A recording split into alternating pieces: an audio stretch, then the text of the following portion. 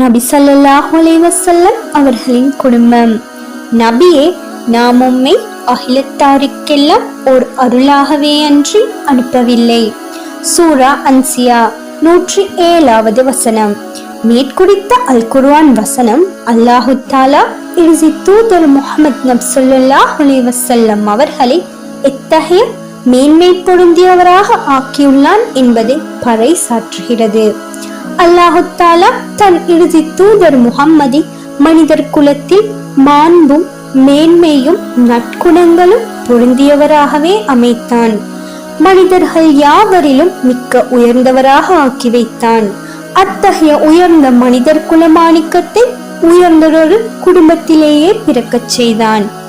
எனவே நபி ஸல்லல்லாஹு அலைஹி வஸல்லம் அவர்கள் அன்றைய அரேபியாவின் உயர் கோத்திரமான குறைஷி கோத்திரத்தில் பனு ஹாஷிம் கிளையில் அதன் தலைவர் அப்துல் முத்தலிஃபின் இல்லத்தில் அவரது பிரியத்துக்குரிய மகன் அப்துல்லாஹ்விற்கும் ஆமினாவிற்கும் அருமை மகனாக வந்துதித்தார்கள்.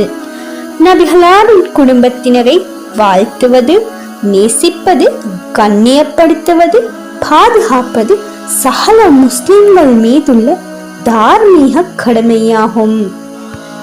நபிகளாரது குடும்ப சிறப்பு குறித்து அமீருல் முஃமினீன் அபூ பக்கர் அலி அவர்கள் பின்வருமாறு குறிப்பிட்டார்கள்.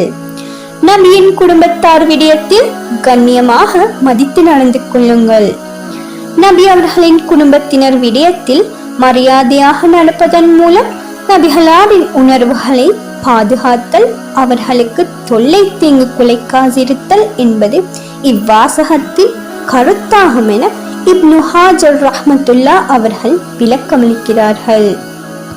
எனவே நபிகளாருக்காக அவர்களின் மனைவிமார்களை, பிள்ளைகளை, பேரர்களை, அவர்களின் குடும்ப உறுப்பினர்களை மதிப்பது, கண்ணியப்படுத்துவது கடமையாகும். அவ்வாறு நபிகள் நாயகம் அவர்களின் தனிச்சிறப்புகளில் ஒன்று அவர்களுடைய பெயர் கூறப்படும் இடங்களிலெல்லாம் அவர்களது குடும்பத்தினர் மீதும் ஸலவாத் கூறுவது என்பதை நபி அவர்கள் கற்றுத்தந்துள்ளார்கள். இறைவா, முஹம்மத் மீதும் அவரது குடும்பத்தினர் மீதும் அருள் புரிவாயாக. இப்ராஹிம் மீதும் அவரது குடும்பத்தினர் மீதும் பாக்கியங்களில் பொழிந்தது போன்று முஹம்மத் மீதும் அவரது குடும்பத்தினர் மீதும் பாக்கியங்களை பொழிவாயாக. எனவே இத்தகைய சிறப்பு பொருந்திய அஹ்லுல் பைத் என்போர் யார்? அஹ்லுல் பைத்தினருள் உள்ளடங்குவோர் யாவர்?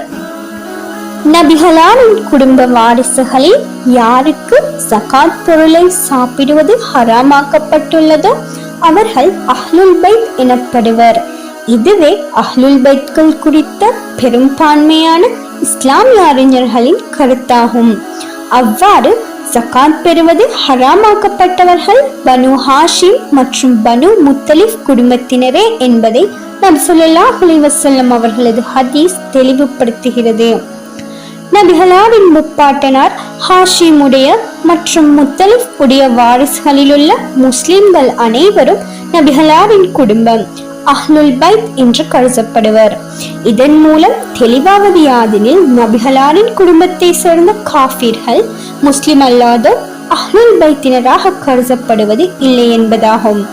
இதன்படி அப்பாஸ் அலி அவர்களின் குடும்பம், அபூ தாலிஃபின் மகன்களான அலி அலி, ஜஃபர் அலி ஆகியோரின் குடும்பங்கள், அகீல் அலி அவர்களின் குடும்பம் மற்றும் உம்மஹாத்துல் முஃமின்களான நபிகளாரின் மனைவிமார் ஆகியோர் அஹ்லுல் பைத் என்போரில் அடங்குவர்.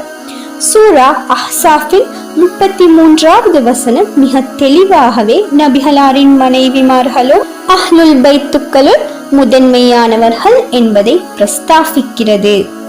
நபி ஸல்லல்லாஹு அலைஹி வஸல்லம் அவர்கள் ஒரு தடவை ஆயிஷா அலி அவர்களின் இல்லம் சென்று அஹ்லுல் பைத்தினரே என விழித்து சலாம் கூறி சுக செய்தி விசாரித்தார்கள்.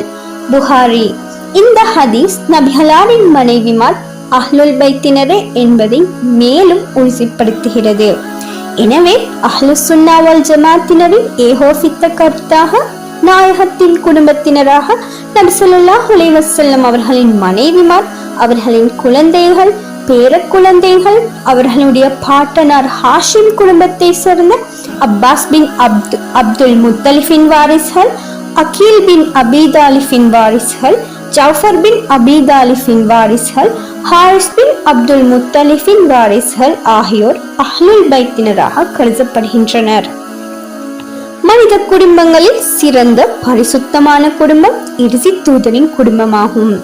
சூரா அஹ்ஸாஃபின் 33வது வசனத்தின் இறுதியில், நபியின் குடும்பத்தினரே, உங்களை விட்டும் அசுத்தத்தை நீக்கி உங்களை முற்றிலும் பரிசுத்தமாக்கிடவே அல்லாஹ் நாடுகிறான் எனும் வசனங்கள் அவர்கள் தவறான வழியில் செல்லாத வகையில் அல்லாஹ் நேர் வழிகாட்ட விரும்புகிறான் என்பதை விளக்குகின்றன. இது இறை விசுவாசம் கொண்ட நபிகளாரின் குடும்ப வாரிசுகளான அஹ்லுல் பைத்தினருக்கு அல்லாஹ் வழங்கிய கண்ணியமாகும். இதன் பொருள், அஹ்லுல் பைத்தினர் பாவம் செய்யாத ஷியாக்கள் கூறுவதை போன்று தெய்வீக அந்தஸ்து உடையவர்கள் அன்று, அவர்களும் ஏனையோரை போன்றே. சாமானிய மனிதர்களே அவர்களினால் தவறும் தப்பும் நிகழ முடியும். ஆனால் அவர்கள் கண்ணியத்துக்குரியவர்கள். அவர்களை மதித்து கண்ணியப்படுத்துவது முஸ்லிம்களின் கடமையாகும். எனவே தான் ஐவேளை தொழுகையிலும் கடைசி அத்தஹியாத் இருப்பிலும் நபிகளார் மீதும் அவர்களது குடும்பத்தினர் மீதும் ஸலவாத் சொல்ல கடமைப்பட்டுள்ளோம்.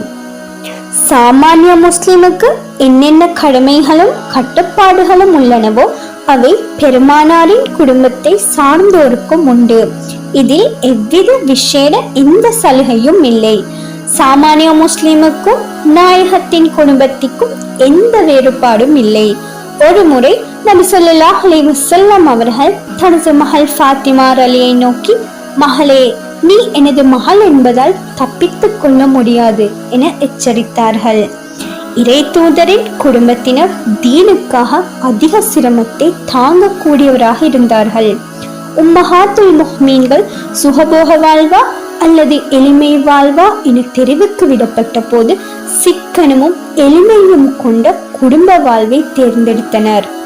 நபிகளாரின் மனைவிமாருக்கு நற்செயல்களுக்கு இரட்டிப்பான கூலி இருப்பது போலவே தவறுகளுக்கும் 2 மடங்கு தண்டனையுண்டு என அல்லாஹ் அவர்களை எச்சரித்துள்ளான். இவ்வாறு மிகுந்த கட்டுப்பாட்டுடனும் மகிழ்ச்சியான குடும்பத்திற்கு முன்மாதிரியாக அவர்கள் வாழ்ந்து காட்டினார்கள். எனவே அஹ்லுல் பைத் என்போர் கண்ணியமானவர்கள். அவர்களை நேசிப்பது முஸ்லிம்கள் மீது கடமையாகும். நபிகளாரின் குடும்பத்தினரை அவர்களது பரம்பரையில் வந்தவர்களை கண்ணியப்படுத்துவதும் மதித்து நடப்பதும் இழிவுபடுத்தாமல் பாதுகாப்பதும் எம் அனைவரதும் கடமையாகும். அவர்களை பாவங்கள் புரியாத தெய்வீக நிலைக்கு உயர்த்தாமலும் நிந்திக்காது தாழ்த்தாது இரண்டுக்கும் இடையே மிதவாத போக்கில் வரம்புகளை மீறாமல் மனித இயல்புகளோடு அவர்களை வாழ்த்துவதற்கும் நேசிப்பதற்கும் மதிப்பதற்கும் பாதுகாப்பதற்கும் இஸ்லாம் போதித்துள்ளது. இறைவா, முஹம்மத் அவர்கள் மீதும் அன்னார் குடும்பத்தினர் மீதும் அருள் புரிவாயாக. ஆமீன்.